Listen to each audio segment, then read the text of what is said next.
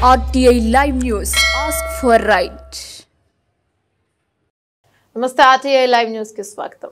ఆడపిల్ల ఆర్థికంగా ఉన్న స్థితిలోకి రావాలన్నదే సీఎం చంద్రబాబు నాయుడు ఆకాంక్షని పలాస ఎమ్మెల్యే గౌతు శిరీష్ అన్నారు.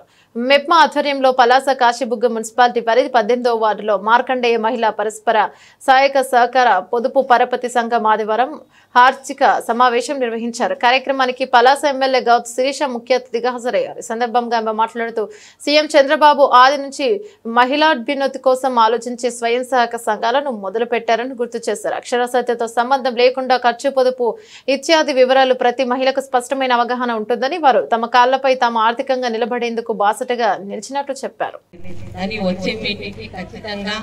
పూర్తి అవగాహనతో ఏమి చేయాలో ఒక శాసనసభ్యురాలుగా ఖచ్చితంగా అవగాహనతో వస్తాను. అయితే స్వయం సహకారక పొదుపు సంఘాలు అంటారు, మహిళా పరస్పర సహకార పొదుపు సంఘాలు అంటారు, మెప్మా అంటారు. ఏదైనా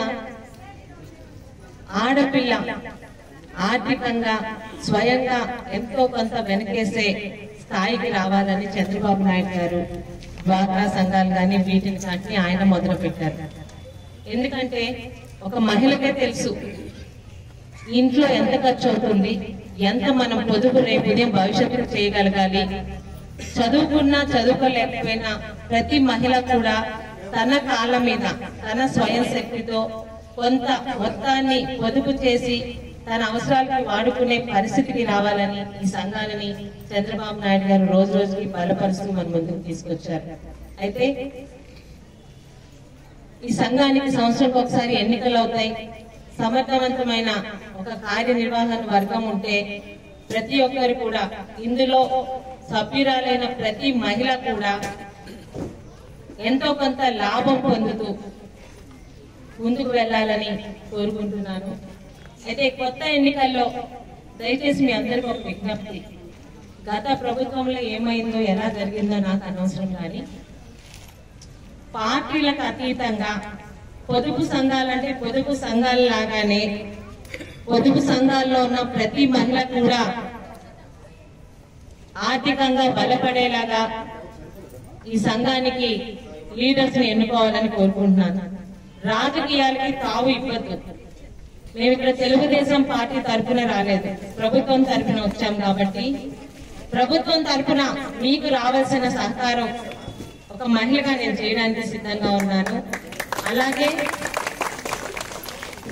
ఇక్కడ అధికారులు కానీ రేపు మీరు ఎన్నుకోబోతున్న వారు కానీ ఎందులోని నా జోక్యం ఉండదు, కానీ గతంలో చాలా తప్పులు జరిగాయని మాత్రం తెలుసు. దయచేసి మీ సంఘాలకి రాజకీయం వాసన అంటున్నా చూడండి.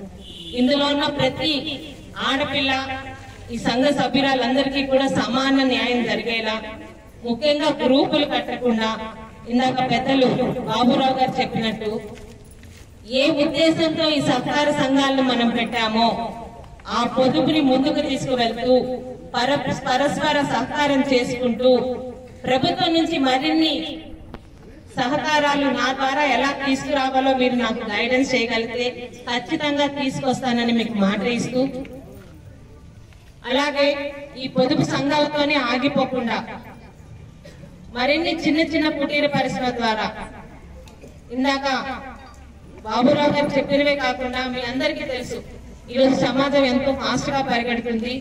కష్టపడి పని చేసే వాళ్ళందరికీ మనకి కాస్త ఆర్థిక సహకారం దొరికితే ప్రతి ఒక్కరికి కూడా ఆదాయ మార్గాలు ఉన్నాయి, లేవు అనడానికి లేదు. కష్టపడే వారికి కాస్త ఆర్థిక సహకారం అందిస్తే ప్రతి ఒక్క మహిళకి ఆదాయ మార్గాలు ఉన్నాయి. అలాంటి ఆదాయ మార్గాల ద్వారా ఏ ఉద్దేశంతో అయితే మీరు ఈ మెప్మా పొదుపు సంఘాలలో జాయిన్ అయ్యారో మీ అందరు కూడా ఆదాయ మార్గాల ద్వారా ఆదాయం రావాలని కోరుకుంటూ మరొక్కసారి ఎన్నికల్లో మాత్రం దయచేసి రాజకీయాలను పక్కన పెట్టి గ్రూపులు కట్టకుండా, రాజకీయాలు మనకు అనవసరం. ఒకసారి ప్రభుత్వంలోకి వచ్చాక ఏ పార్టీ ఎందులో కాకుండా ఈ రోజు పలాస నియోజకవర్గంలో ఉన్న ప్రతి ఒక్కరిని అభివృద్ధి బాటలో తీసుకెళ్లే ఒక మంచి ఉద్దేశంతో ఈ రోజు ఎన్డీఏ కూటమి పనిచేస్తుంది. అంతేగాని ప్రతి వర్గాల్లోని ప్రతి గవర్నమెంట్ లోను కూడా అన్ని డిపార్ట్మెంట్ లో ఈ రోజు రాజకీయాలు అంటించి గత 5 సంవత్సరాలు పంపు చేశారని నాకు తెలుసు. అలాంటివి ఎన్డీఏ కూటమిలో ఉండబోవు.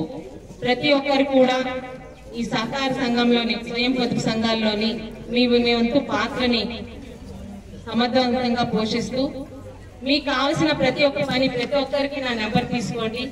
అలాగే మీ అధికారుల ద్వారా మనం మరింతగా ముందుకు వెళ్ళడానికి, మరింత సహకారం ప్రభుత్వం నుంచి మనకి రావడానికి మీ అక్క చెల్లెలుగా మీకు ఏం చేయగలిగారో మీరు చెప్పగలిగితే ఖచ్చితంగా ఆ సహకారం నేను అందిస్తానని చెప్తూ, ముఖ్యంగా ఇంకా పూర్తిగా అవగాహన రాలేదు కాబట్టి ఇంకెక్కువ మాట్లాడలేకపోతున్నాను.